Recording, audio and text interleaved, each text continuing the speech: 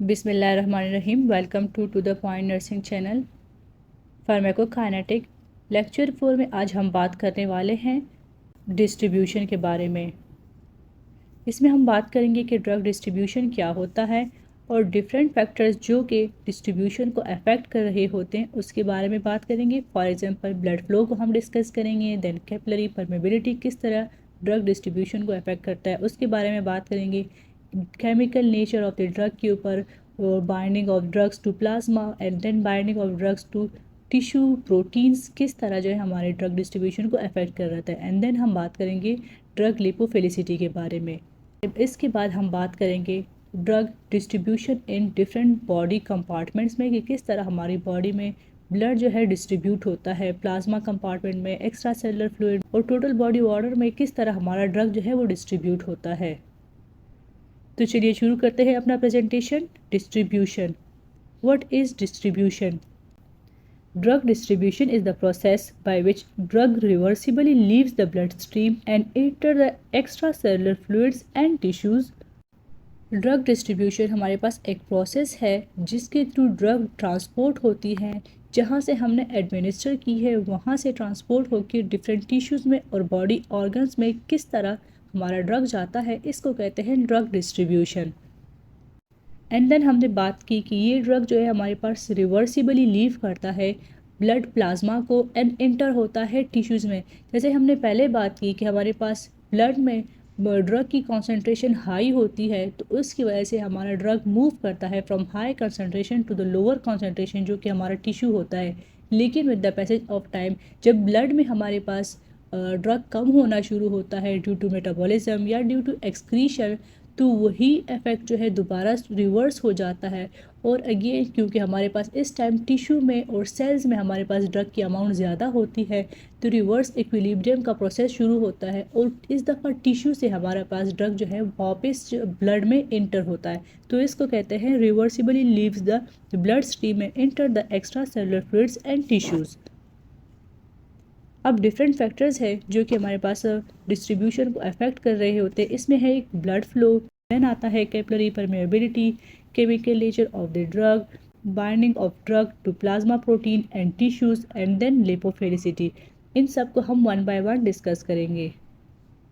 Blood flow to vessel rich organs, brain, liver and kidney is greater than that to the skeletal muscles, adipose tissue, skin and viscera have still lower rates of blood flow. Now as we know कि हमारे पास different body organs में different blood flow होता है। कुछ parts में high blood flow होता है, जैसे कि जिसमें हमारे पास आता है brain, liver, kidney and heart, इनको हाई ब्लड फ्लो होता है। देन सेकंड में हमारे पास मॉडरेट ब्लड फ्लो के ऑर्गन्स आते हैं जिसमें हमारे पास स्केलेटल मसल्स और स्किन आता है। एंड देन हमारे पास लो ब्लड फ्लो के टिश्यूज़ आते हैं या ऑर्गन्स आते हैं जिसमें हमारे पास विजराज आ जाते हैं या एडिपोज टिश्यूज़ आ जाते हैं, इनको जो है ब्लड फ्लो कम होता है। नाउ अगर हम सोचें कि जिन ऑर्गन्स को ब्लड फ्लो ज़्यादा होता है तो उनको ड्रग भी ज़्यादा फ्लो होता होगा, यानी इनको ड्रग्स भी ज़्यादा सप्लाई होता होगा। चूँकि इनको ड्रग ज़्यादा मिल रहा होता है तो पॉसिबल है कि इनमें ड्रग टॉक्सिसिटी हो जाए। अब इन ऑर्गन्स में ड्रग टॉक्सिसिटी को हम किस तरह प्रिवेंट कर सकते हैं? तो इसमें हम ड्रग में कुछ चेंजेस करते हैं ताकि जिन ऑर्गन को ब्लड सप्लाई ज़्यादा मिल रहा है उनमें ड्रग टॉक्सिसिटी ना हो। इसमें सबसे पहले आता है प्रो ड्रग्स, कि हम कुछ प्रो ड्रग्स बनाते हैं। प्रो ड्रग्स क्या होते हैं? ये इनएक्टिव कंपाउंड्स के ड्रग होते हैं और जब ये अपने टारगेटेड साइट पे, टारगेटेड ऑर्गन में पहुंचते हैं, वहाँ पर ये एक्टिव कंपाउंड में कन्वर्ट होते हैं और वहाँ पर ये इफेक्ट शुरू करते हैं। इस तरह जिन ऑर्गन्स को हाई ब्लड फ्लो हो और हमारे टारगेटेड ऑर्गन्स ना हों तो उनको हम टॉक्सिसिटी से प्रिवेंट कर सकते हैं। सेकेंड हमारे पास एग्जाम्पल है कंट्रोल रिलीज सिस्टम का या कंट्रोल रिलीज मेडिसिन का, जिनमें हमारे पास ड्रग पे कुछ स्पेसिफिक लेयरिंग हुई होती है और जब हमारा मेडिसिन टारगेटेड साइट में पहुंच जाता है वहाँ पर वो स्लोली एंड ग्रेजुअली डिज़ोल्व होता है और थेरेप्यूटिक इफेक्ट दे रहा होता है। क्योंकि ये स्लोली रिलीज़ हो रहा होता है, प्लाज्मा में स्लो जो है ऐड होता रहता है with the passage of time. इस तरह जिन ऑर्गन्स को हाई ब्लड सप्लाई होती है तो उनको जो है मेडिसिन कम अमाउंट में फ़्लो होता है, तो टॉक्सिसिटी को हम इस तरह भी प्रिवेंट कर सकते हैं। सेकेंड जो डिस्ट्रीब्यूशन को अफेक्ट कर रही होती है वो है capillary structure. In the liver and spleen, a significant portion of the basement membrane is exposed to large discontinuous capillaries through which large plasma proteins can pass. In the brain, the capillary structure is continuous and there are no slit junctions. To enter the brain, drugs must pass through the endothelial cells of the CNS capillaries or undergo active transport. Different organs में हमारे पास capillary structure भी very करता है। For example अगर हम brain की बात करें उसमें हमारे पास कैपिलरी स्ट्रक्चर जो है वो कंटिन्यूस होता है और उसमें स्लिट जंक्शंस जो है नहीं होती या तो बहुत माइन्यूट होती हैं और हमारी ड्रग जो है उस कैपिलरी से क्रॉस नहीं हो पाती ताकि वो ब्रेन में इंटर हो। तो इसकी वजह से हमारे ब्रेन को ड्रग यूजुअली कम सप्लाई होता है as compared to liver and spleen. अगर हम लीवर और स्प्लीन की वजह से कैपिलरीज देखें तो उसमें हमारे पास स्लिट या जंक्शंस जो है उसमें गैप ज़्यादा होता है, तो इसमें से इजीली जो है ड्रग पास हो जाता है और उनको ड्रग इजीली मिल जाता है। तो इस तरह अगर हम किसी लीवर एंड स्प्लीन की डिजीज़ को हम ट्रीट करना चाहें क्योंकि इसमें गैप ज़्यादा है, ड्रग इजीली क्रॉस हो सकता है, तो हम उनको इजीली ट्रीट कर सकते हैं। लेकिन अगर हम ब्रेन की किसी डिजीज़ को हम ट्रीट करना चाहें क्योंकि उसमें हमारे पास कैपिलरीज में एंडोथेलियल सेल्स के बीच में गैप कम होता है, ड्रग्स आसानी से पास नहीं होता, तो ब्रेन की डिजीज़ को यूजुअली ट्रीट करना मुश्किल होता है। और इन सेल्स को या इन एंडोथेलियल सेल्स की गैप को क्रॉस करने के लिए अकॉर्डिंगली हम ड्रग फॉर्मुलेशन करते हैं ताकि वो इनसे पास हो और ब्रेन तक हमारा ड्रग पहुंच सके। थर्ड आता है chemical nature of the drug. Lipid soluble drugs readily penetrate CNS because they distribute in the endothelial cells membrane. By contrast, ionized or polar drugs generally fail to enter the CNS because they cannot pass through the endothelial cells that have no slit junctions. These closely juxtapose cells from the tight junctions that constitute the blood-brain barrier. इसमें हमने बात की कि कुछ drugs की chemical nature होती हैं जो कि स्पेसिफिक ऑर्गन्स को specific part of the body को क्रॉस कर सकते हैं और कुछ नहीं कर सकते।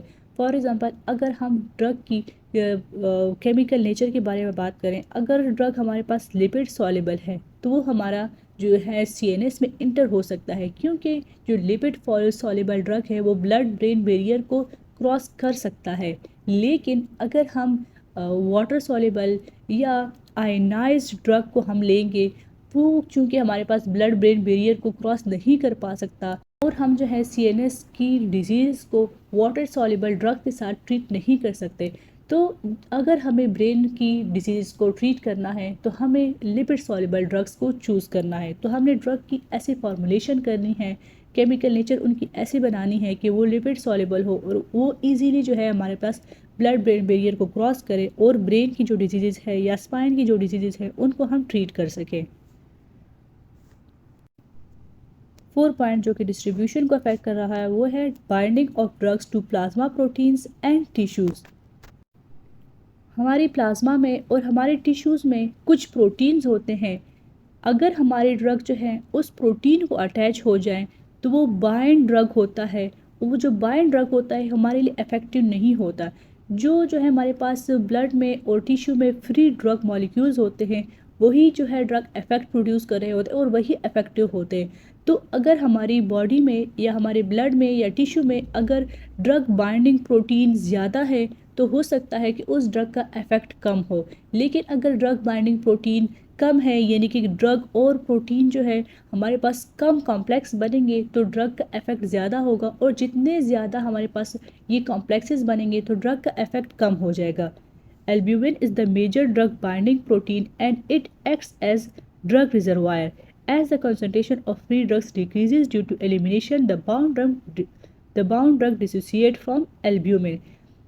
बाइंडिंग प्रोटीन में एक एग्जाम्पल है हमारे पास एल्ब्यूमिन प्रोटीन की। जब हमारे पास ड्रग ज़्यादा होता है तो कुछ ड्रग हमारे पास एल्ब्यूमिन प्रोटीन के साथ अटैच हो जाता है, तो जो फ्री ड्रग होता है वो हमारे पास कैपिलरीज को क्रॉस करता है और डिफरेंट ऑर्गन्स में चला जाता है। और चूँकि अब इस टाइम हमारे पास ब्लड में फ्री ड्रग की कॉन्सेंट्रेशन कम हो जाती है तो जो ड्रग हमारे पास एल्ब्यूमिन प्रोटीन को अटैच होती है वो स्लो जो है डिटेच होना शुरू हो जाती है एंड नाउ वो अपना इफेक्ट शुरू कर देती है।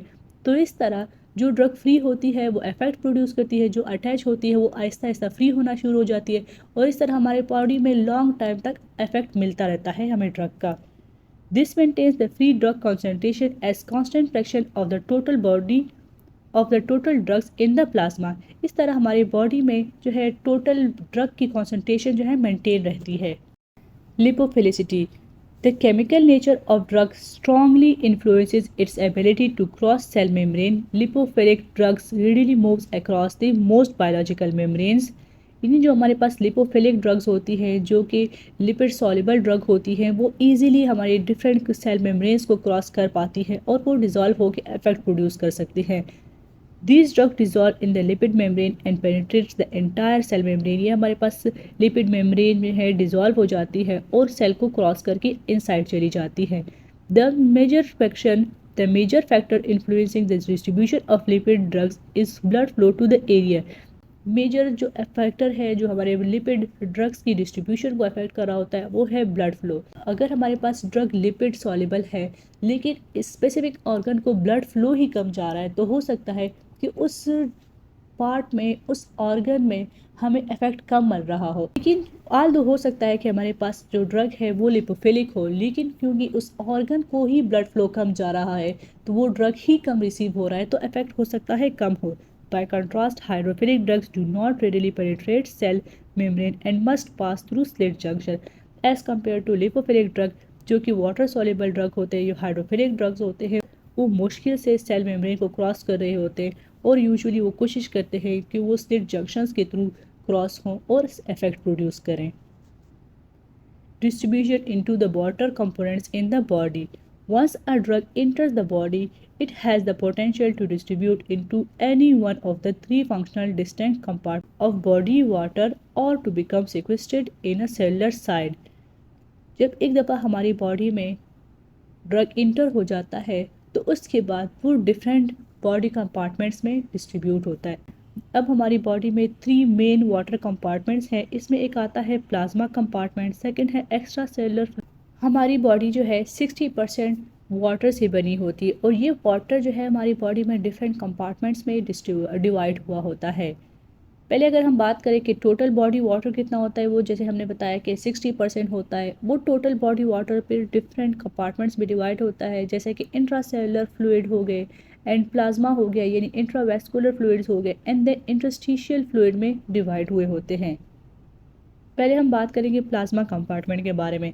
If a drug has high molecular weight or is extensively protein bound, it is too large to pass through the slit junctions of the capillary and thus is effectively trapped within the plasma vascular component.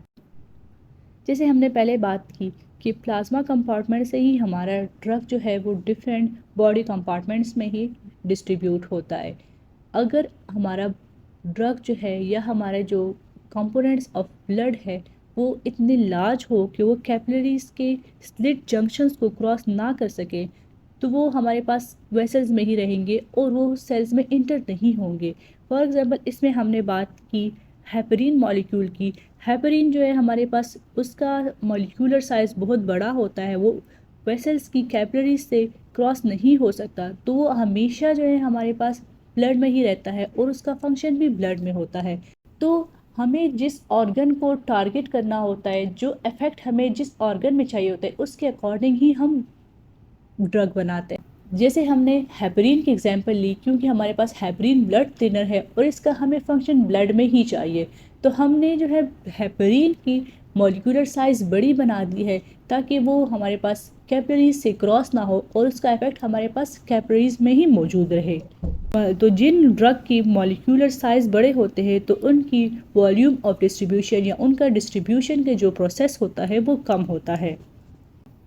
Extracellular fluids. If a drug has a low molecular weight but is a hydrophilic, it can pass through the endothelial slit junctions of the capillaries into interstitial fluid. Then हम बात करेंगे अगर molecule जो है वो hydrophilic हो लेकिन उसका मॉलिक्यूलर वेट बहुत कम हो तो वो हमारे पास कैपिलरी के एंडोथेलियल स्लिट जंक्शन से क्रॉस होगा और वो इंटरस्टिशियल फ्लूइड में इंटर हो सकता है। However, the hydrophilic drugs cannot move across the lipid membranes of the cell to enter the intracellular fluids. यदि अगर हमारे पास मॉलिक्यूलर साइज उसका छोटा हो और वो हाइड्रोफिलिक भी हो तो वो कैपिलरी के स्लिट जंक्शन से तो क्रॉस हो जाएगा, लेकिन वहाँ से वो इंटरस्टिशियल फ्लूइड में पहुँच जाएगा। उसके बाद वो वहाँ से लिपिड बायलेयर जो हमारे पास सेल है उसमें इंटर नहीं हो सकता। तो हमेशा वो ड्रग जो है हमारे इंटरस्टिशियम में ही स्टे करेगा। Therefore, these drugs distribute into volume that is sum of the plasma volume and the interstitial fluid, which together constitute the extracellular fluid. तो जो हमारे पास ड्रग के स्मॉल मॉलिक्यूल है और हाइड्रोफिलिक है वो हमारे पास हमेशा इंटरस्टिशियल फ्लूइड में स्टे करते हैं। Aminoglycoside antibiotics show this type of distribution. Aminoglycoside हमारे पास एक क्लास ऑफ एंटीबायोटिक है और ये हमेशा हमारे पास इंटरस्टिशियल फ्लूइड में जाते हैं क्योंकि ये हाइड्रोफिलिक होता है और साइज इनका स्मॉल होता है, तो वो इंटरस्टिशियल में भी तो पहुंच जाते हैं लेकिन उसके बाद वो सेल में इंटर नहीं हो सकते। देन आता है total body weight. If a drug has a lower molecular weight and has enough lipophilicity, it can move into interstitium through the slit junctions and pass through the cell membranes into the intracellular fluid. Now अब हम बात करेंगे कि हमारे cell में कौन से drug inter हो सकते हैं। तो हमारे सेल में वो ड्रग इंटर हो सकते हैं जो कि लिपोफिलिक हो और उनका मॉलिक्यूलर वेट भी बहुत स्मॉल हो। लोअर मॉलिक्यूलर वेट की वजह से वो हमारे पास कैपिलरी के एंडोथेलियल स्लिट जंक्शन से क्रॉस है कि इंटरस्टिशियम में आएंगे और क्योंकि वो ड्रग लिपोफिलिक है तो हमारे सेल की लिपिड बायलेयर को क्रॉस करके सेल के अंदर जा सकते हैं। इस तरह की ड्रग्स की हमारे पास वॉल्यूम ऑफ डिस्ट्रीब्यूशन बहुत हाई होती है, यानी वो डिफरेंट बॉडी कंपार्टमेंट में पहुंच सकते हैं और वो सेल के अंदर भी इंटर हो सकते हैं, जो कि लिपोफिलिक भी होते हैं और मॉलिक्यूलर वेट पे उनका कम होता है। इथेनॉल जो कि हमारे पास एक स्पेसिफिक केमिकल है वो इस तरह की केमिकल प्रॉपर्टीज शो कर रहा होता है। आज हमने बात की कि डिस्ट्रीब्यूशन क्या होता है एंड देन हमने डिफरेंट फैक्टर्स जो कि डिस्ट्रीब्यूशन को अफेक्ट कर रहे होते हैं उसके बारे में बात की। फैक्टर में सबसे पहले हमने ब्लड फ्लो की बात की कि ब्रेन, लीवर और हार्ट, किडनी को जो है ब्लड फ्लो ज़्यादा होता है तो उनमें हमारे पास ड्रग टॉक्सिसिटी के चांसेस भी ज़्यादा होते हैं। तो टॉक्सिसिटी को प्रिवेंट के लिए हम अकॉर्डिंगली ड्रग फार्मूलेशन करते हैं ताकि उन ऑर्गन्स में जो है ड्रग कम इंटर हो और हमारे पास टॉक्सिक इफेक्ट कम हो। देन हम इस पर बात की कैपिलरी स्ट्रक्चर के बारे में कि हमारे पास जो वाइटल ऑर्गन्स हैं, फॉर एग्जांपल ब्रेन जो है उसमें हमारे पास स्लिट जंक्शंस कम होते हैं तो यूजुअली उसमें हमारे पास मॉलिक्यूल कम डिज़ोल्व होते हैं। अगर हम चाहते हैं कि ब्रेन की डिजीज़ सॉल्व करें तो हम इसमें लिपोफिलिक ड्रग्स की हम देंगे ताकि वो हमारी ब्लड ब्रेन बैरियर को क्रॉस करे और ब्रेन की डिजीज़ को। देन हमने बात की कैपिलरी स्ट्रक्चर के बारे में कि कुछ ऑर्गन्स में हमारे पास स्लिट जंक्शंस बहुत टाइट होते हैं, इसमें गैप नहीं होता, ड्रग्स क्रॉस नहीं हो सकते। फॉर एग्जांपल हमारे पास ब्रेन जो है तो अगर हमने ब्रेन की डिजीज़ को हमने ट्रीट करनी है तो हमने यूजुअली कोशिश करना है कि ऐसी ड्रग्स चूज़ करनी है जो कि लिपोफिलिक हो और हमारी जो है कैपिलरीज़ की जो टाइट जंक्शंस हैं उसको क्रॉस कर सके। देन हमने बात की chemical nature of the drug कि लिपिड सॉल्युबल ड्रग जो है वो ईजिली हमारे पास कैपिलरीज को क्रॉस करके इंटरस्टिशियल में पहुंचती है और क्योंकि वो लिपिड सॉल्युबल होती है उसके बाद इंटरस्टिशियल से वो सेल के अंदर इंटर होती है। और लिपोफिलिक ड्रग जो है यूजुअली अगर उनका मॉलिक्यूलर वेट बहुत ज़्यादा है तो वो तो बिल्कुल वेसल्स में रहेंगे, लेकिन अगर मॉलिक्यूलर वेट उनका कम है वो कैपिलरी को क्रॉस कर जाते हैं, इंटरस्टिशियल में पहुँच जाते हैं, लेकिन क्योंकि वो हाइड्रोफिलिक होते हैं उस वजह से वो सेल में इंटर नहीं होते, वो हमेशा जो है हमारे पास इंटरस्टिशियल में रहते हैं। देन हमने बात की कि कुछ ब्लड में हमारे पास बाइंडिंग प्रोटीन्स होते हैं, अगर ड्रग उनको बाइंड हो जाए तो उनका इफेक्ट नहीं होता, जो हमारे पास फ्री ड्रग होता है वही इफेक्ट प्रोड्यूस कर रहे होते हैं। देन हमने बात की लिपोफिलिसिटी की और डिफरेंट बॉडी कंपार्टमेंट्स की। पार्ट 4 में हम बात करेंगे मेटाबॉलिज्म की, बॉडी जो है ड्रग को किस तरह मेटाबोलाइज करता है और वो किस तरह जो है बॉडी से देन एलिमिनेट होता है। थैंक यू, अल्लाह हाफिज़। वीडियो पसंद आए तो लाइक, सब्सक्राइब और शेयर कीजिए to the point nursing channel को।